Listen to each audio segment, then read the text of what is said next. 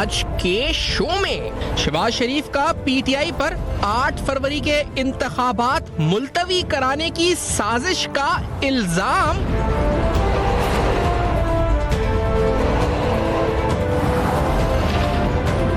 Bureaucrats की बतौर इंतखाबी अमला तैनाती के खिलाफ दरख्वास्त पर लार्जर बेंच तश्कील।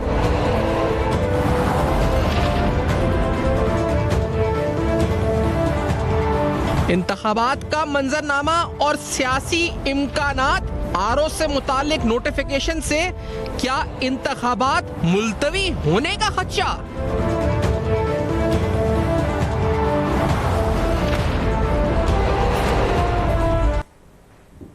अस्सलाम वालेकुम। पस पर्दा हक़ाइक़ सनसनीखेज़ इंकशाफ़ात प्रोग्राम बेनकाब में हूँ आपके साथ सफ़ान खान। तमाम नज़रें इस वक्त सुप्रीम कोर्ट पर हैं और कोर्ट नंबर 1 पर हैं, जहाँ पर अहम तरीन समात यानी जो इलेक्शन कमीशन ऑफ पाकिस्तान है उनके वकील पहुँच चुके हैं। जो अपील उनको दायर करनी है, कल लाहौर हाई कोर्ट का एक फ़ैसला आया था। इस फैसले में लाहौर हाई कोर्ट के जस्टिस बाक़िर नफ़ी की तरफ से जो फैसला आया था उसमें जो 2 आर्टिकल्स जिनका अहम तरीन हवाला दिया था वो आपके सामने हम रख देते हैं। एक आर्टिकल जो कोर्ट जिस बुनियाद पर ये पूरा आज डिस्कस हो रहा है और जिस तरह से इलेक्शन के मुलतवी होने के खदशात इस वक्त नजर आ रही हैं, ये लाहौर हाई कोर्ट का फैसला, उसके बाद आज का जो मामला हुआ और अब जो समाज इस तरह कहा जा रहा है कि शुरू हो सकती है, तो अब तवक्कात क्या है?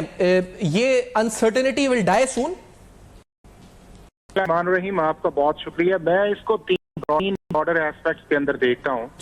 एक इसका ब्रॉडर एस्पेक्ट है कि हमारे मुल्क के अंदर 1 साल से जो पॉलिटिकल और कॉन्स्टिट्यूशनल कंट्रोवर्सी चल रही थी कि इलेक्शन होने हैं, नहीं होने हैं, कब होने हैं, किस तरह होने हैं, उसको मौजूदा चीफ जस्टिस के बेंच ने फैसला कि इस मुल्क को 8 फरवरी को इलेक्शन होंगे और वो जो इलेक्शन डेट थी वो उन्होंने the concurrence with the election commission of Pakistan और प्रेसिडेंट ऑफ पाकिस्तान उस डेट को उन्होंने एंडोर्स किया और अपने ऑर्डर के अंदर लिखवाया और मुल्क के अंदर एक पॉलिटिकल स्टेबिलिटी की तरफ हम चले गए। अब दूसरा उसका एस्पेक्ट ये है कि वो इलेक्शन कमीशन का काम ये है कि free, fair and transparent election का है। उसके लिए उसे 2 चीजें चाहिए होती हैं कि एक तो उसने इलेक्शन रूल्स करना है इलेक्शन एक्ट के सेक्शन 57 के नीचे। दूसरा उसने रिटर्निंग ऑफिसर्स लगाने हैं, district returning officer, assistant returning officer under section 50-51 of the election act 2017। अब इलेक्शन एक्ट 2017 से जो दोनों चीजें मुकम्मल होनी थी, जब आपके मुल्क के अंदर इलेक्शन का वो प्रोसेस डिलिमिटेशन का था वो सेक्शन 51(5) का मुकम्मल होता।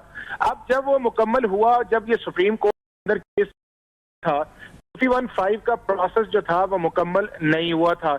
इसलिए आपने ये देखा कि उस वक्त एक कंडीशनल ऑर्डर था कि जी 5 दिसंबर तक हम इस प्रोसेस को मुकम्मल करेंगे और उसके बाद जो है फिर हम डिलिमिटेशन के बाद इलेक्शन शेड्यूल की तरफ चले जाएंगे। अब जब 8 फरवरी की डेट आ गई और इलेक्शन कमीशन को चाहिए था कि स्टार्टिंग के अंदर वो उस डिस्ट्रिक्ट रिटर्निंग ऑफिसर करता जो आपकी 8 फरवरी की डेट है, उस डेट को जब उन्होंने 11 दिसंबर को उसको किया तो पीटीआई ने उसकी वायरीज को चैलेंज कर दिया कि ये इलेक्शन कमीशन के पास नहीं होना चाहिए कि वो प्रोविंशियल ऑफिसर हैं, ये जो सूबाई हुकूमत के मुलाजिम है उनको इलेक्शन ऑफिसर ट्रेनिंग दे या उसके अंदर उनको रिटर्निंग ऑफिसर लगाया जाए। अब इलेक्शन लॉ के अंदर 3 चीजें हैं। इलेक्शन कमीशन अपना खुद कर सकता है, नंबर 2 उसके अंदर यह है कि वो प्रोविंशियल गवर्नमेंट से ले सकता है, और तीसरा आपकी जुडिशरी से ले सकता है with consultation of the chief justice. अब जो चीफ जस्टिस साहब जब 1 साल की प्रॉब्लम चल रही थी तो सूबों के चीफ जस्टिस ने कहा कि हम तो अपने जुडिशियल ऑफिसर्स को नहीं देंगे, जुडिशियल ऑफिसर्स देते हैं, उसको रिटर्निंग ऑफिसर कहते हैं, कभी कुछ कहते हैं। और पाकिस्तान का हर इलेक्शन जो है वो चाहे एग्जीक्यूटिव ने करवाया है या जुडिशियल ऑफिसर ने करवाया, वो कॉन्ट्रोवर्शियल रहा। हर पार्टी जो पार्टी है उसका एक पॉलिटिकल नैरेटिव है। अब जब उन्होंने सस्पेंड कर दिया है पिटीशन के बाद, तो उसके अंदर मेरा ख्याल ये है कि पीटीआई सिर्फ गई थी पॉलिटिकल ऑप्टिक्स के अंदर कि जी ये होगा कि जी देखें प्रोविंशियल गवर्नमेंट, बाद वो आगे जब गई तो उससे हुआ ये सुप्रीम पाकिस्तान का जो ऑर्डर था उसके अंदर जो वो चेंज आनी जरूरी हो गई थी कि अगर आप इस शेड्यूल के मुताबिक प्रोसेस नहीं होता तो 8 फरवरी को इलेक्शन हो ही नहीं सकते, चूंकि जो 55-56 दिन का टाइम है। अब इलेक्शन कमीशन ने मेरा ख्याल ये है कि अच्छी मूव की, वो चीफ जस्टिस साहब के पास गए, उन्होंने कि टाइमिंग इंपॉर्टेंट है, लेकिन ये है कि अगर आपके ऑर्डर की कंप्लायंस नहीं करते आपकी कंटेम्प्ट ऑफ कोर्ट है, अगर लाहौर हाई कोर्ट की नहीं करते तो उनकी कंटेम्प्ट ऑफ कोर्ट है। और हम भी कॉन्स्टिट्यूशनल बॉडी और हम चाहते हैं कि 8 फरवरी को इलेक्शन हो, जिसके ऊपर चीफ जस्टिस ऑफ पाकिस्तान ने उनकी मीटिंग को उन्हें बुलाया, जो उनके ब्रदर जजेस हैं, प्रैक्टिस एंड प्रोसीजर एक्ट के अंदर सेक्शन 3 की जो मीटिंग हुई, और अब इस मीटिंग के अंदर दो चीजें, एक तो ये है कि हमारे लाहौर हाई कोर्ट को ये बिल्कुल नहीं करना चाहिए था, जुडिशियल रिस्ट्रेन करनी चाहिए थी कि जब उन्हें पता था कि सुप्रीम कोर्ट ऑफ पाकिस्तान के अंदर ऑलरेडी आर्टिकल 184(3) का केस चल रहा है, उसके अंदर एक फैसला है और पीटीआई की पिटीशन पे है, तो मुझे एक्सरसाइज नहीं करनी चाहिए, मुझे हाफिज साहब एक चीज बताते जाएं हाफिज साहब, क्योंकि आपने जो एक तो बात आपने की कि ये जो था पॉलिटिकल गिमिक के लिए या इस पर अपनी अट्रैक्शन के लिए किया पीटीआई ने, लेकिन यहाँ पे तो तमाम जमातें कह रही हैं कि ये एक साजिश थी और ये एक दोबारा से कोशिश थी कि डिरेल किया जाए इलेक्शन प्रोसेस को। नहीं, वो तो एक पॉलिटिकल नैरेटिव हो सकता है ना, एक दूसरे के मुताल्लिक। दूसरी बात सर मुझे बताएं कि ये जो लाहौर हाईकोर्ट जिसके फैसले की आप निशानदेही कर रहे हैं, इसमें जिस सेक्शन का आप हवाला 50(1)(b) और 51(1) इलेक्शन एक्ट का दे रहे हैं, जिसमें वाज़ेह तौर पे लिखा है कि by selection from a list of officers provided by the government और provincial government assisting returning officers from amongst its own officers of any government और कॉर्पोरेशन ऑटोनॉमस और सेमी ऑटोनॉमस बॉडी। तो सर इसको 218 आर्टिकल इसके सामने रख दिया गया कि ये भी जिम्मेदारी है कि sacred duty of the election commission of Pakistan to organize and conduct the elections and to make such arrangement as are necessary to ensure that the election is conducted honestly, justly, fairly. तो sir ये किस बुनियाद पे, यानी 218 को बुनियाद बनाकर 50 election act की 50 और 51 को इस पर रद्द किया गया, क्या हुआ ये मामला? देखिए 218 आर्टिकल है वो ये है कि फ्री, फेयर और ट्रांसपेरेंट इलेक्शन होने चाहिए, ये उस हद तक है। उसके लिए जो अगले मैयज हैं वो तो आपको स्टैट्यूट के अंदर जाने पड़ेंगे ना। अब आप देखें कि ये जो चीजें हैं, जो तीनों प्रोविजन जिसका मैंने जिक्र किया है, ये 1976 का जो पिछला एक्ट था, representation of the people act, उसके अंदर भी मौजूद थी। आज तक पाकिस्तान के हाई कोर्ट या सुप्रीम कोर्ट ने इनमें से किसी एक प्रोविजन को भी ultra vires of the constitution नहीं कहा। पहले भी इसी तरह होता था जब 2017 का एक्ट नहीं था कि इलेक्शन कमीशन का ऑप्शन है, प्रोविंशियल गवर्नमेंट से लोग आ सकते हैं और जुडिशरी से आ सकते हैं, और हमारे मुल्क के अंदर मुख्तलिफ औकात के अंदर मुख्तलिफ लोग आ सकते हैं। अगर आप उसको दो को उड़ा के रख दें तो इस मुल्क के अंदर हजारों कहां से आपको जुडिशियल ऑफिसर्स मिलेंगे जो आएंगे। दूसरा, इलेक्शन कमीशन के पास कहां हजारों लोग हैं वो उस चीज के अंदर आए।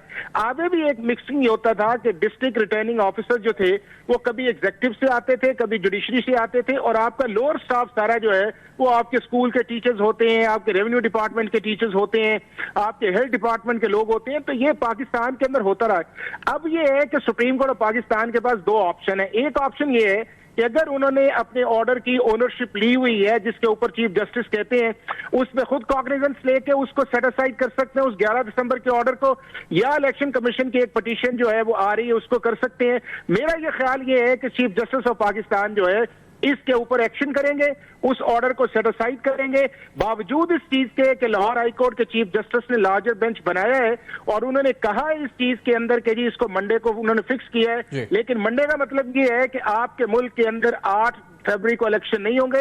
और अभी जो चीफ जस्टिस की मूव आई है ये बड़ी लीगल, कॉन्स्टिट्यूशनल है।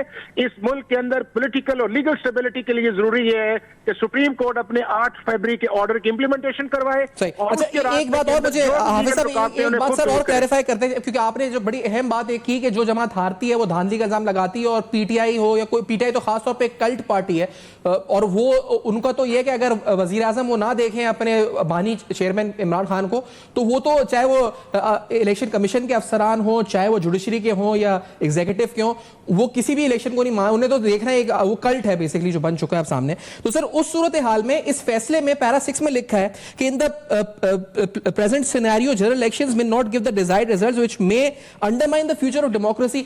अब जो भी आगे फैसला सुप्रीम कोर्ट ने करना है उसके बाद इलेक्शंस होने, इलेक्शन के बाद आपको नहीं लगता कि इस डॉक्यूमेंट को, इस फैसले को बुनियाद बनाकर यहां पर पूरा जो लेजिटिमेसी ऑफ दिस प्रोसेस इसको उठाया जा सकता है, इस पर सवाल पीटीआई की तरफ से या किसी भी जमात की तरफ से? देखिए, मैं समझता हूं कि जो हाई कोर्ट का ऑर्डर आया है, जिस तरह एक इलेक्शन पिटीशन गई है उस वक्त के जब supreme court of Pakistan already फैसला डिसाइड कर चुकी है, और जितनी देर तक किसी फैसले की इंप्लीमेंटेशन नहीं होती वो डीम्ड पेंडिंग तस्वर किया जाता है।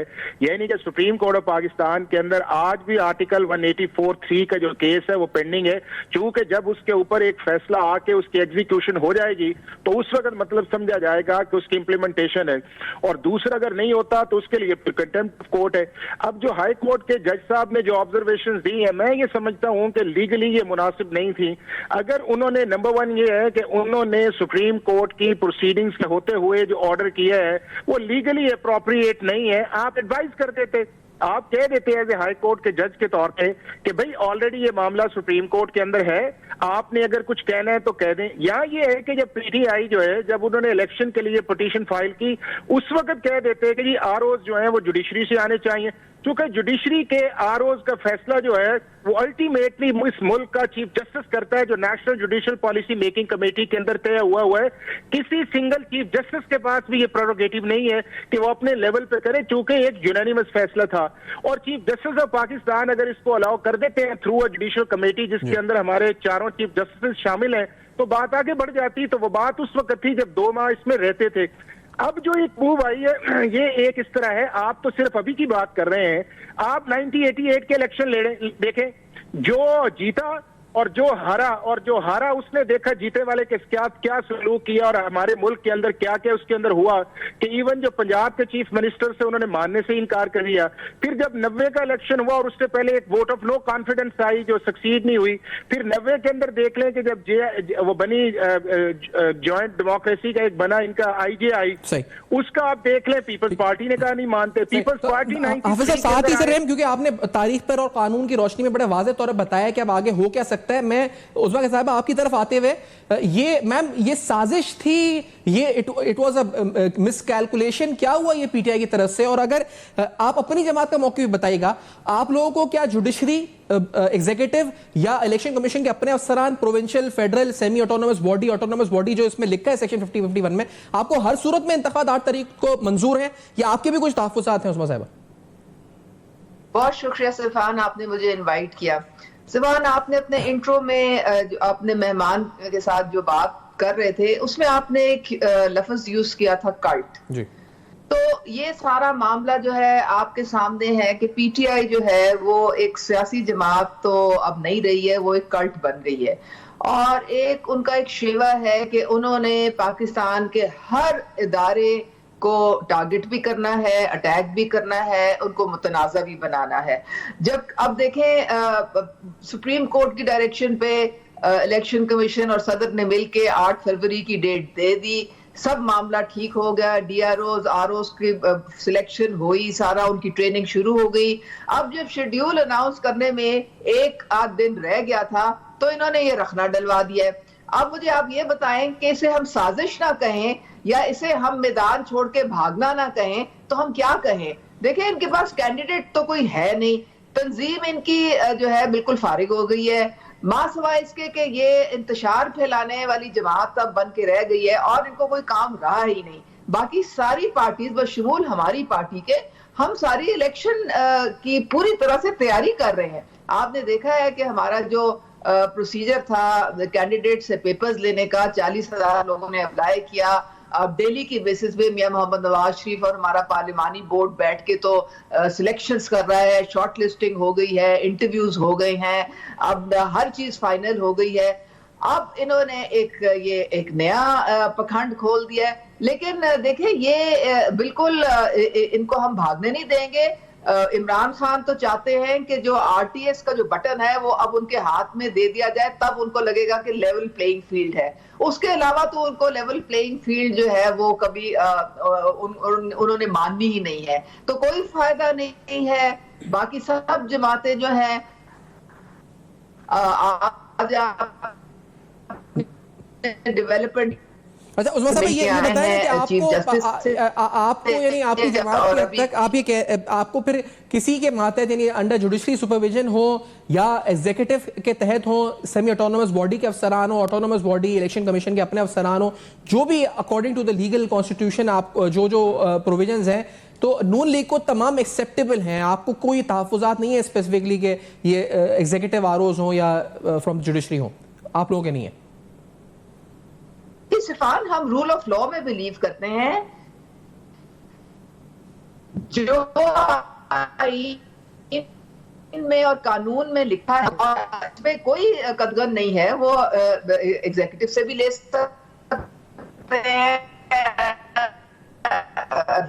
से भी ले सकते हैं, किसी भी अदारे से वो ले सकते हैं, गवर्नमेंट के किसी डिपार्टमेंट से भी ले सकते हैं। और ये आइन में पूरा लिखा हुआ है। हमें तो कोई एतराज है, हम इलेक्शन आता तो ये हाल है कि जब मुझे याद है कि जब हम लोगों को डी-सीट किया था तो तब इन्होंने जनाब कसीदे पड़े थे इलेक्शन कमीशन के, फिर जब इनको तौहीन अदालत के नोटिस भेजे गए इलेक्शन कमीशन से, फिर इन्होंने तबर्रे भेजने शुरू कर दिए, तो इनका तो कोई सर पर रहा ही नहीं। अब आप कल्ट से क्या एक्सपेक्ट करेंगे? मुझे तो समझ नहीं आती है कि इसकी वजह से पूरे पाकिस्तान की जनरल इलेक्शन सैबोटाज हो जाए, यहाँ पे 23 करोड़ अवाम जो है वो अपने हक़े राय दही से उसको महरूम करने का ये मंसूबा बना के बैठे हुए, तो ये तो नहीं चलेगा। सही। और शेख साहब आपकी तरफ आते हैं साहब कि एमक्यू में इस वक्त, क्योंकि तमाम जमातों की तकरीबन ये खबर तकरीबन हमें आ रही है, आईपीपी की तरफ से आई, एएनपी इनफैक्ट केपी से एक कंटेस्टेंट मेजर है उनकी तरफ से आया, अभी जाहिद खान साहब आए, उन्होंने बोला कि हम भी इसमें जा रहे हैं, इस्तदा कर रहे हैं कि पार्टी बनने की, नून लीग पीपल्स पार्टी।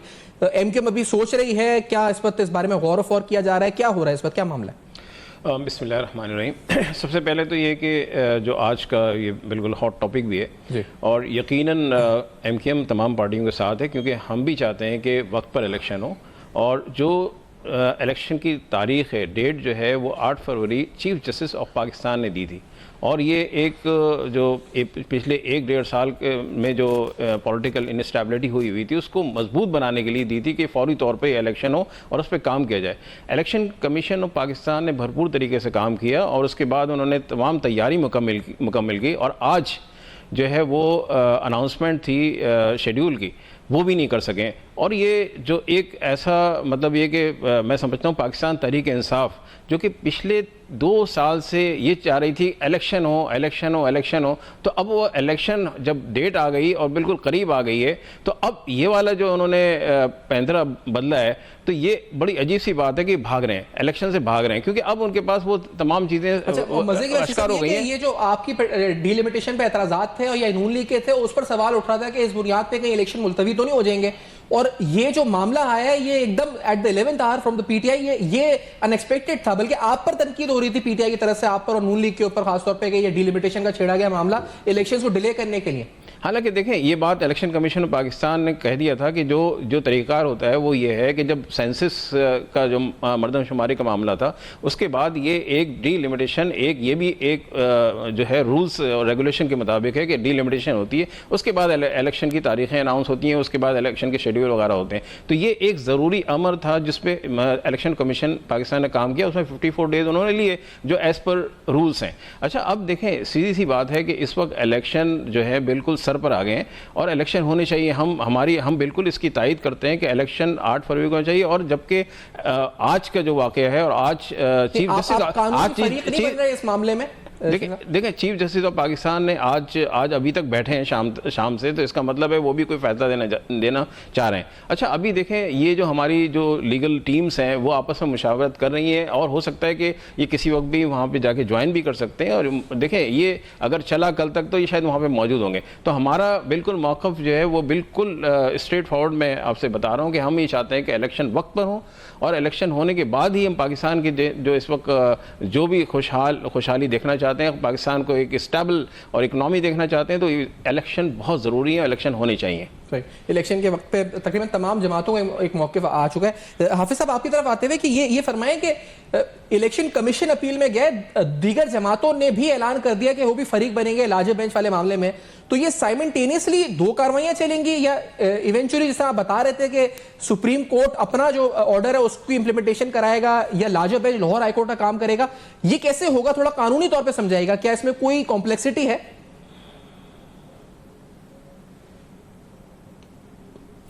इनकी आवाज नहीं आ रही है जी। हाफिज साहब साथ है।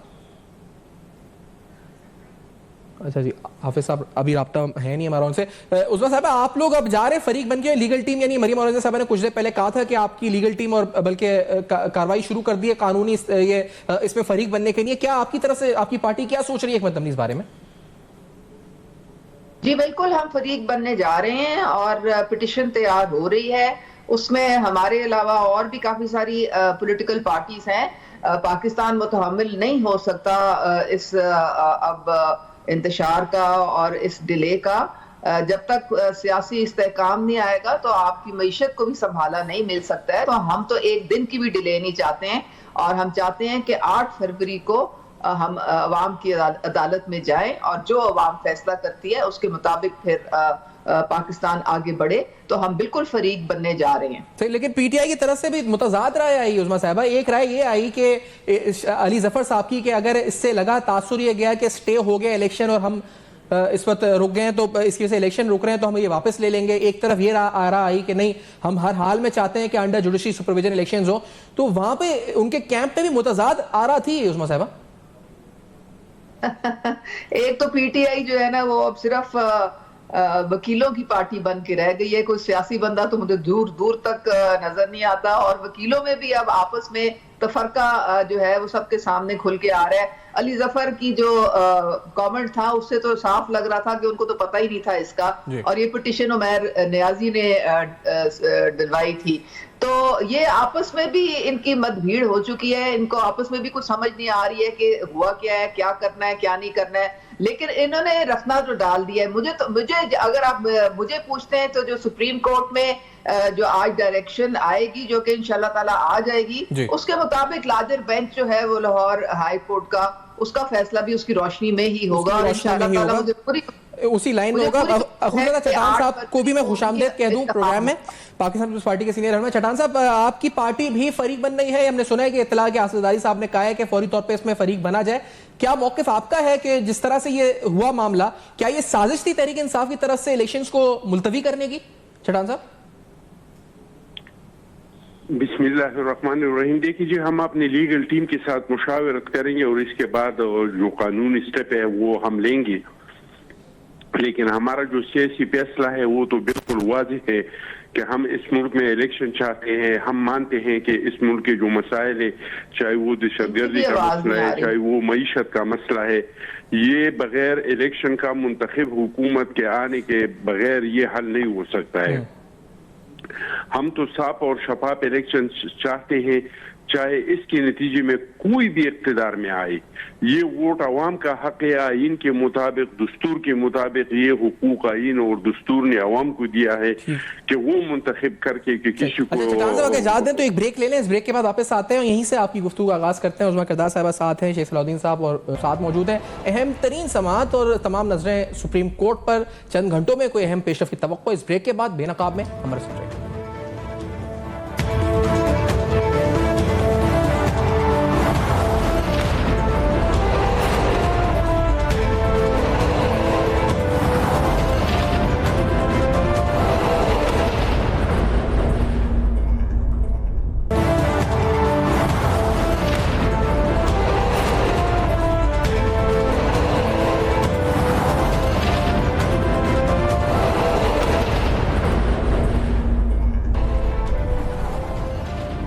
Welcome back. आप देख रहे हैं बेनकाब, और आज बेनकाब में आपके सामने अहम तरीन समात का अहवाल रखते हैं, क्योंकि लाहौर हाई कोर्ट के फैसले के बाद इलेक्शन कमीशन अपील में गया to the honourable supreme court, और सुप्रीम कोर्ट में अब ये समात शुरू हो चुकी है, जहां पर इलेक्शन कमीशन के वकील की तरफ से इस पर जो है दलाइल दिए जा रहे हैं। अहम तरीन बताया गया इलेक्शन कमीशन की तरफ से, उनके वकील की तरफ से, कि लाहौर हाई कोर्ट के फैसले के बाद इंतखाबी अमल रुक गया है।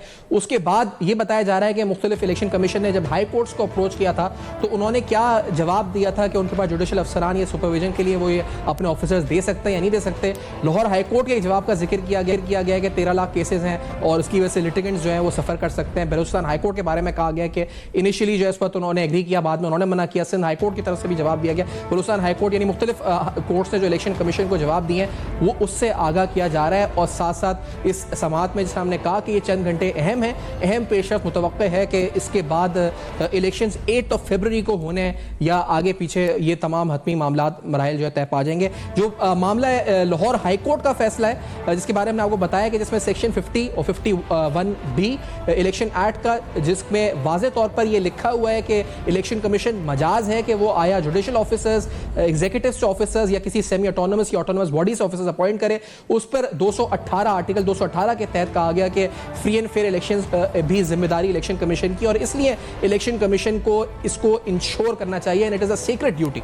तो इस हवाले से इसी को बेस बनाकर ये कहा गया और इलेक्शन कमीशन का जो नोटिफिकेशन था आरओज और डीआरओज का उसको मुअत्तल किया गया। और उसके बाद फिर हमने देखा कि इलेक्शन कमीशन ने एक मरासला लिखा और जो ट्रेनिंग का अमल शुरू हुआ था ऑफिसर्स का वो रुक गया। और इसी तरह जब तक ये ट्रेनिंग नहीं होती तो उसके बाद ही इलेक्शन प्रोग्राम अनाउंस होता। और ये अभी जो वकील है इलेक्शन कमीशन के उनकी तरफ से भी सदा की जा रही है कि जब तक हम आरओज और डीआरओज को ट्रेन नहीं कर सकते, जब तक इनकी अपॉइंटमेंट नहीं होती, जब तक हम आगे का प्रोग्राम इशू नहीं कर सकते। और इसीलिए बड़ा जरूरी है कि आरओज और डीआरओज अपॉइंट किए जाएं। और ये तमाम चीजें समझ में जो अब तक आती हैं कि तहरीक इंसाफ को पता थी और उसके बाद ये कानूनी तौर पर ये रुकावट डालने की कोशिश की गई। चट्टान साहब, आपसे बात हो रही थी, आपने कहा पीपल्स पार्टी कानूनी तौर पर बढ़ेगी और अब जो आपका लाहेअमल होगा वो आपकी लीगल टीम उसका तयन करेगी। लेकिन क्या आपको भी इसमें लगता है कोई ये साजिश थी, कॉन्स्पिरेसी थी, या इट वाज अ मिसकैलकुलेटेड मूव?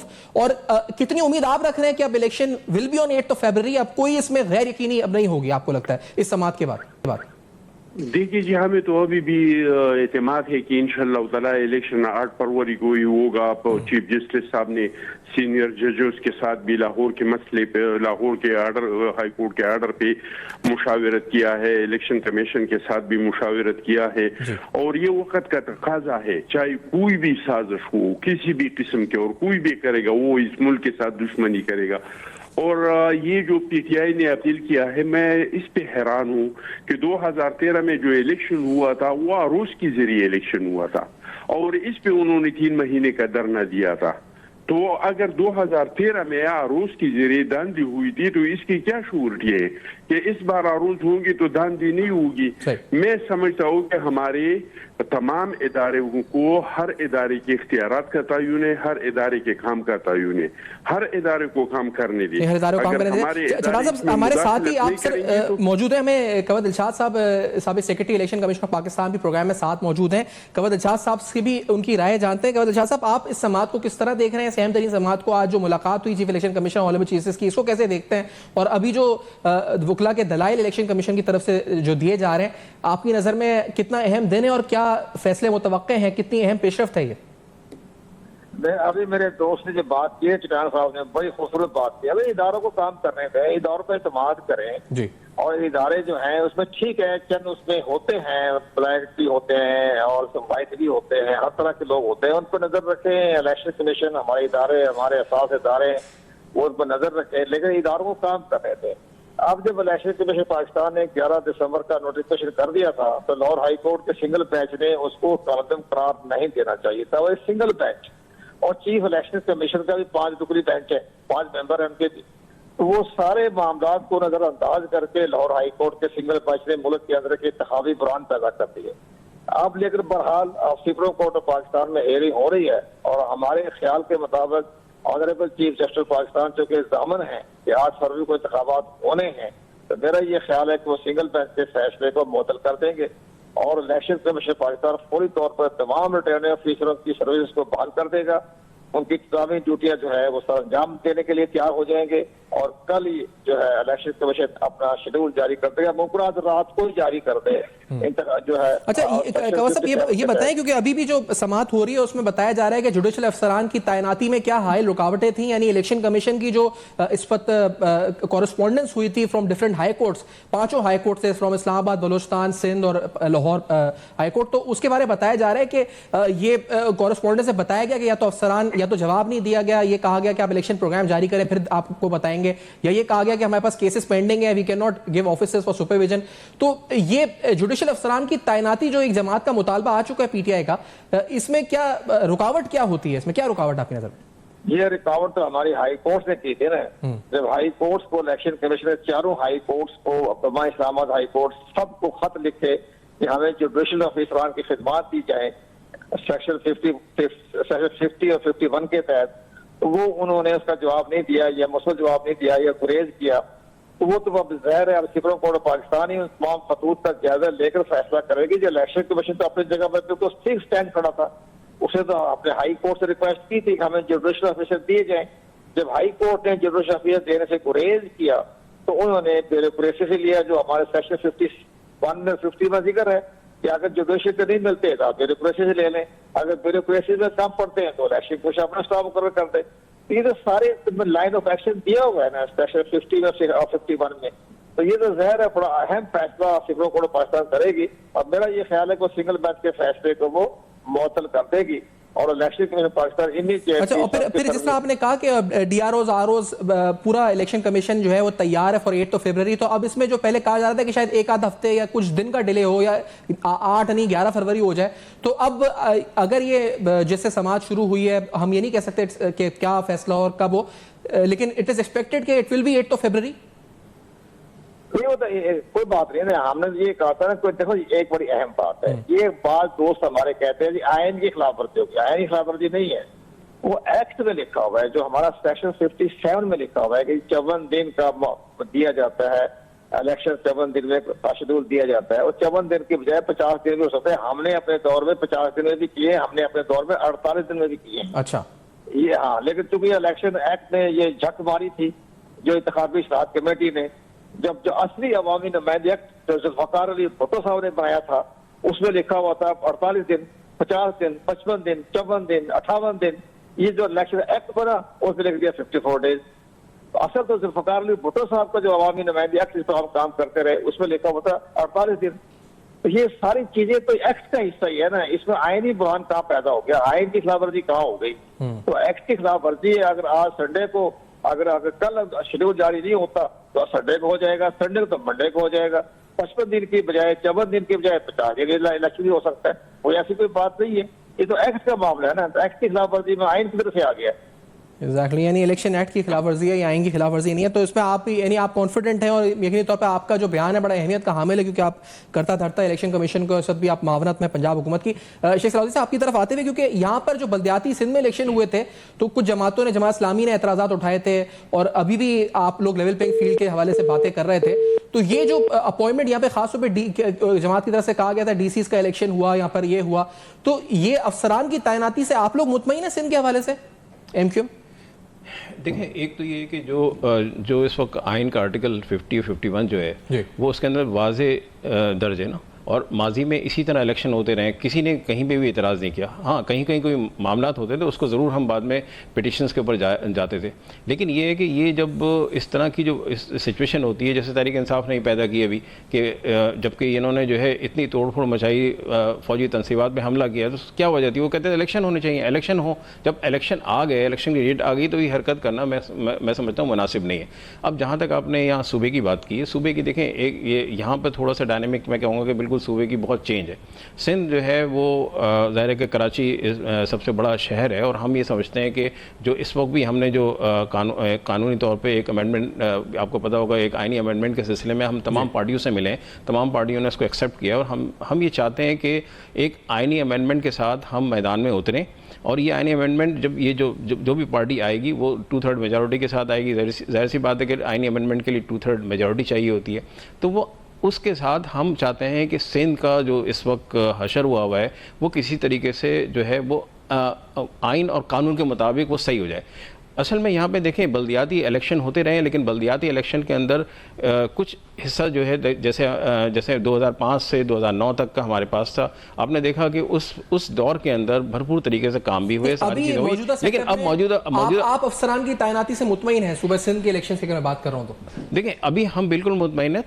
तमाम जितने भी, मैंने कहा ना कि हम तो जो आइन और कानून जो कहता है उसके तहत, आर्टिकल जो कह रहा है उसके तहत सारी चीज़ें हो रही हैं। अभी हम बिल्कुल कोई भी ऐसी चीज़ नहीं, हम मुतमईन हैं। हम चाहते हैं कि इलेक्शन जो है वो अकॉर्डिंग टू द आइन हो, कानून के साथ हो, और उसके बाद साफ और शफाफ हो। ये हमारी, देखें, हम ये चाहते हैं कि साफ शफाफ हो। वो वाला मसला नहीं हो जैसे 2018 में हुआ था कि आरटीएस बंद हो गया था, दूसरे मामलात हो गए थे, ये ना हो, बल्कि आवाम और वोट को अहमियत दी जाए, और उस अहमियत के साथ जिसको मैंडेट मिले, कोई भी पार्टी आए, लेकिन वो मैंडेट के साथ आए, उसको तस्लीम भी किया जाए। एक दूसरे को साथ जो हम जो तमाम पार्टियां हैं वो इस बात को एक्सेप्ट करें कि फलां पार्टी जीत गई, फलां पार्टी जो है वो लूज कर गई, लेकिन ये है कि साफ और शफाफ, मतलब ये इसको इस बात को इलेक्शन कमीशन ऑफ पाकिस्तान यकीनी बनाए कि साफ और शफाफ इलेक्शन हो, फ्री एंड फेयर इलेक्शन हो। अच्छा उस्मान साहब, ये बड़े इंटरेस्टिंग बात है कि अभी जो दलाइल चल रहे हैं इलेक्शन कमीशन के, तो उसमें इलेक्शन कमीशन के वकील ने बताया कि जो जिसका कॉरेस्पॉन्डेंट का जिक्र कमर दिलशाद साहब भी कर रहे थे कि इस्लामाबाद हाईकोर्ट को कहा तो उन्होंने रिस्पॉन्ड नहीं किया, पेशावर हाईकोर्ट को कहा तो उन्होंने कहा कि नेशनल जुडिशियल पॉलिसी वहां से हम आप रुजू करें। बलूचिस्तान हाईकोर्ट ने इनिशियली एग्री किया, फिर उन्होंने कहा नहीं अभी नहीं। लाहौर हाईकोर्ट ने बताया कि कितने लाख केसेस पेंडिंग हैं और हम इसलिए अफसरान को वहां नहीं कर सकते, जिसकी वजह से लिटिगेंट्स जो है सफर कर सकते हैं। और सिंध हाई कोर्ट ने भी ये कहा जी कि इलेक्शन प्रोग्राम आ जाए फिर करते हैं। तो ये तमाम चीजें वाजे थी, सारे डॉक्यूमेंटेड थी और इट वाज क्लियर कि ये जुडिशियल अफसरान अवेलेबल ही नहीं है। जुडिशरी इनकार कर चुकी है इलेक्शन कमीशन को, इलेक्शन कमीशन खत लिख चुका है। इसके बावजूद at the 11th our PTI ने कहा जी कि जुडिशियल अफसरान तैनात होने चाहिए, जबकि ये तमाम अमल हो चुका था और हाई कोर्ट की तरफ से ऑनरेबल इनकार हो चुका था कि अवेलेबल नहीं है या आप इलेक्शन प्रोग्राम के बाद दें। इसके बावजूद ये मूव किया गया। ये क्या वजह थी? ये क्या जानबूझकर फसाद बर्पा करने की कोशिश थी? क्या मामला था उस्मा साहब? आपको पता नहीं है कि पीटीआई का तो वतीरा है कि हर इदारे को वो मुतनाज़ा बनाते हैं और इलेक्शन कमीशन के साथ भी इन्होंने शुरू से यही तमाशा लगाया हुआ है। इलेक्शन कमीशन और हमारी चीफ इलेक्शन कमिश्नर है, उन्होंने तमाम आईनी और कानूनी जो रिक्वायरमेंट्स थी वो पूरी की।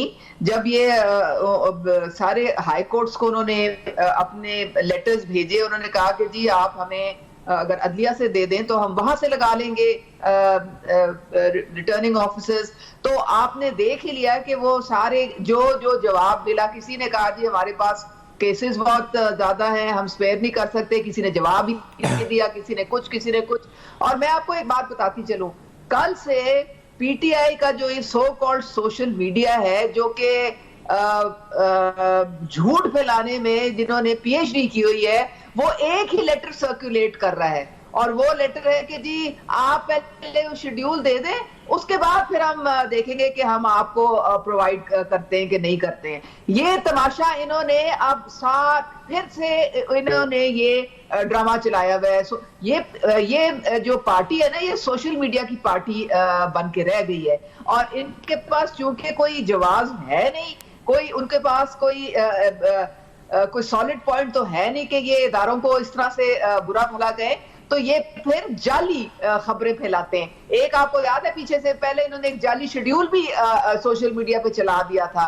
तो मैं तो कहती हूँ कि ये पाकिस्तान के कोई मुहब्बे वतन जो लोग हैं वो तो ऐसी हरकतें नहीं कर सकते हैं। हम उतना ही मजबूत हैं जितने हमारे इदारे मजबूत हैं। अगर हम अपने ही इदारों को इस तरह से उनके ऊपर जो है वो कदगर लगाएंगे और उनको बुरा भला कहेंगे और उनपे शक और शुबहात डालेंगे, तो फिर तो पाकिस्तान नहीं चल सकता है। तो मेरे ख्याल में अब बहुत हो गई। इन्होंने पहले गैर आईनी तरीके से पंजाब और केपी की असेंबलियां जो थी वो तोड़ दी। फिर इन्होंने कहा कि जी आप नेशनल असेंबली से पहले उनकी इलेक्शंस करा लें। भैया आप कैसे करा सकते हैं? ये तो आइन में है ही नहीं। आप इतना इलेक्शन कमीशन जो था उन्होंने कहा था कि भी इकट्ठी एक ही दिन ही होती है प्रोविंशियल और नेशनल असेंबली की इलेक्शंस। तो ये गैर आईनी काम में करने पे ये उतर आए हैं और इन्होंने कसम खा ली है कि हमने हर किस्म का कानून और हर आइन जो है उसके धचके बखेर देने। तो मेरे ख्याल में ये आज आपको इंशाल्लाह ताला सुप्रीम कोर्ट से कोई मुझे पूरी उम्मीद है कि कोई अच्छी खबर मिलेगी, क्योंकि सबको पता है कि 8 फरवरी को पूरे मुल्क में इलेक्शन जो है वो निहायत जरूरी है। हमको अब हर हालत में हम अफोर्ड ही नहीं कर सकते कोई अब मेरे ख्याल से डिले, ना इकोनॉमी के तौर पे, ना सिक्योरिटी पॉइंट ऑफ व्यू से और किसी भी ना सियासी तौर पर, तमाम सतहों पर। अच्छा, महमूद मौलवी साहब भी आईपीपी यानी इस्तेहकाम पाकिस्तान पार्टी से साथ है। महमूद मौलवी साहब, आपकी पार्टी भी फरीक बन रही है इस अहम तरीन कानूनी मामले में, और ये बताएं कि पीटीआई क्या साजिश कर रही थी? क्या हुआ? शहबाज शरीफ साहब ने कहा, दीगर जमातें कह रही हैं आप रहे भी हैं पीटीआई का हिस्सा, आपके नजदीक क्या हुआ? ये क्यों गए जब वाज़ेह था कि जुडिशियल अफसरान अवेलेबल नहीं है, और फिर भी ये इस्तदा इन्होंने कर दी और फिर एक फैसला आया, उसके बाद इलेक्शन का पूरा प्रोसेस रुक गया? महमूद मौलवी साहब देखें, एक चीज मैं आपको बता दूं, अभी थोड़ी देर में सुप्रीम कोर्ट इस मसले का हल कर देगा। सुप्रीम कोर्ट जो है वो डिसीजन को जो है डिसाइड कर देगा और 8 फरवरी को इलेक्शन अनाउंस कर देगा। पीटीआई का मकसद ये था कि किसी ना किसी तरीके से ये इलेक्शन ना हो और या तो इस नहज पे लेके जाए। अब वो कहेंगे, मेरे ख्याल से अब वो बाइकआउट की बातें करेंगे या कोई और हंगामा करेंगे, ताकि वो डेमोक्रेसी को डिरेल करना चाहते हैं। उसकी वजह ये कि वो आने वाले इलेक्शन में अपने आप को देख नहीं रहे। मौलवी साहब ये बड़ा कॉन्ट्ररी टू वो स्टेटमेंट है, क्योंकि वो तो ये कहते हैं कि खंबा भी हो तो हम तो और यूं और ये तो यहाँ तक कि यूथ साथ है तो खामोश वोटर, तो ये तमाम इसका मतलब इस पिटीशन से साबित हुआ कि that was all fake propaganda, वही जो सोशल मीडिया पे झूठी कहानियां बना बना के बेचना, और कुछ भी नहीं था अगर हकीकत में होते तो। जी देखिए, पहले भी मैं कहता रहा हूं कि ये जो है ना, इलेक्शन जो है फेसबुक और ट्विटर पे नहीं होते, इलेक्शन जो है फील्ड में होता है, और उनको अब अंदाजा हो गया है, तो इसलिए वो जो है किसी ना किसी तरीके से डेमोक्रेसी को डिरेल करना चाह रहे हैं। ठीक है, और आप भी मौलवी साहब इसका हिस्सा बन रहे हैं ना, फरीक आईपीपी पार्टी भी आपकी? हम फरीक बन रहे हैं, मगर मेरे ख्याल से उसकी नौबत ही नहीं आएगी, क्योंकि अभी जो है मेरे आप 10 मिनट में, मैं अभी टीवी पर देख रहा हूँ, मुझे 10 मिनट में नजर आ रहा है कि ये सेटिस्फाइड हो जाएगा। जी, ये सेटिस्फाइड हिसाब से आर्ग्यूमेंट चल रहे हैं, टीवी पे नजर आ रहा है। एग्जैक्टली ये है, लेकिन ये मौलवी साहब ये बताते जाएं कि इस वक्त जो अब जो तमाम गैर यकीनी है इस फैसले के बाद, क्योंकि ये मुसलसल सवाल उठ रहा था कि होंगे या नहीं होंगे, 8 को होंगे, 10 को होंगे, 11 को, आज ये मामला सेट असाइड हो जाएगा, it will be very clear, और ये तमाम अनसर्टेनिटी खत्म हो जाएगी इसका मतलब इंशाल्लाह इसके बाद। नजर तो यही आ रहा है, मगर देखना यह है कि फिर पीटीआई क्या एक्शन लेती है ना, अब वो इसके ऊपर देखें, अगर वो जो है प्रोवोक करेगी। पीटीआई तो एक कल्ट है मौलवी साहब, उनको तो वजीर आजम देख रहे हैं एक शख्सियत को, और वो चाहे वो जुडिशियल अफसरान के मातहत इलेक्शन हो, रिटर्निंग ऑफिसर जो है एग्जीक्यूटिव के हो या कुछ भी हो, तो उनको तो एक टारगेट सेट है ना, वो तो उन्हें मानना ही नहीं है इलेक्शन को ना, तो अगर उनके ऊपर चले तो फिर तो कुछ है ही नहीं। फिर देखिए, जब उनको मानना ही नहीं है तो वो तो चाहेंगे ना कि इलेक्शन ना हो, इसीलिए तो, क्योंकि उसकी वजह यह है कि वो मानना ही नहीं है, उनको नजर आ रहा है कि उनकी तो डिफीट है इस इलेक्शन में। ठीक है, चट्टान साहब आप साथ है सर, ये फरमाएं कि जो फ्री एंड फेयर इलेक्शंस और लेवल प्लेइंग फील्ड का आप लोगों ने भी इस वक्त एक आपका मौक़िफ़ है आपकी जमात का इस बारे में काफी क्लियर, तो आपको कोई कंसर्न है कि ये जुडिशियल अफसरान या इस वक्त ब्यूरोक्रेसी एग्जीक्यूटिव के तहत हो इलेक्शंस, कोई आप लोगों के अपने तहफ़्फ़ुज़ात हैं इस मामले को लेकर? क्योंकि आप लोगों को कुछ था कि निगरान हुकूमत में नून लीग के कुछ लोग हैं और इसलिए आपने एतराज़ात भी उठाए थे, बी टीम और इस तरह की बातें, तो अब आप मुतमईन हैं इस पूरे मामले से चट्टान साहब? देखिए जी, हम इसलिए कह रहे हैं कि इलेक्शन साफ हो, शफाफ हो, और ना इलेक्शन से पहले प्री पोल रैगिंग हो, और ना इलेक्शन के दिन कोई धांधली हो, क्योंकि हमारे मसाइल का हल सिर्फ इलेक्शन नहीं है। इलेक्शन तो हमने 2018 में भी किया था। क्या हमारे मसाइल हल हो गई या आप गंभीर हो गई? हमारे मसाइल का हल है साफ और शफाफ इलेक्शन में। और ये जो मामला है पीटीआई तो कोई नहीं है, हम तो ऐसी पीटीआई को डिस्कस कर रहे हैं। पीटीआई का जो हाउस है इसमें बहुत अबतरी है, वो इसका कोई सेंट्रल कमांड नहीं है। ये मसले को लेके वही लोग जो इंतखाबात को मुलतवी करना चाहते हैं, पीटीआई के कंधे को इस्तेमाल करके वो अपना उल्लू सीधा करना चाहेंगे। लेकिन मैं समझता हूँ कि चीफ जस्टिस साहब के होते हुए और आजकल जो हमारा सुप्रीम कोर्ट जिस तरीके से फैसले दे रहे हैं, मैं नहीं समझता हूँ कि वो लोग इसमें कामयाब हो जाएंगे। वरना पीटीआई तो कोई नहीं है। पीटीआई कहाँ पे है? वो तो हर एक अपना हुकूमत बनाया है।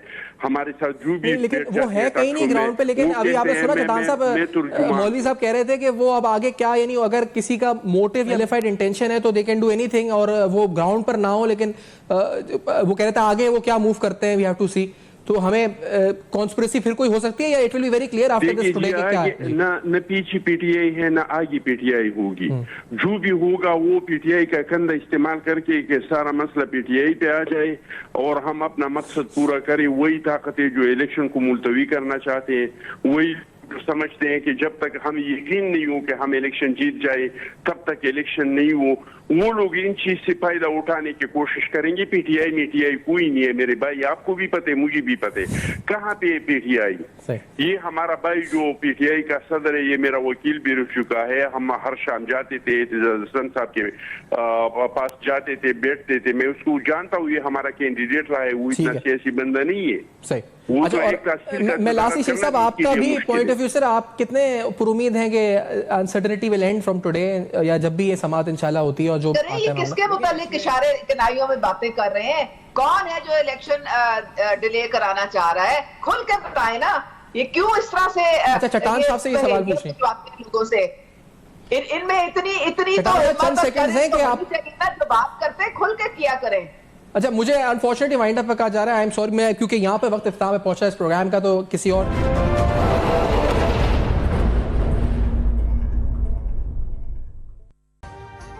अभी सब्सक्राइब करें ताकि कोई खबर रह न जाए।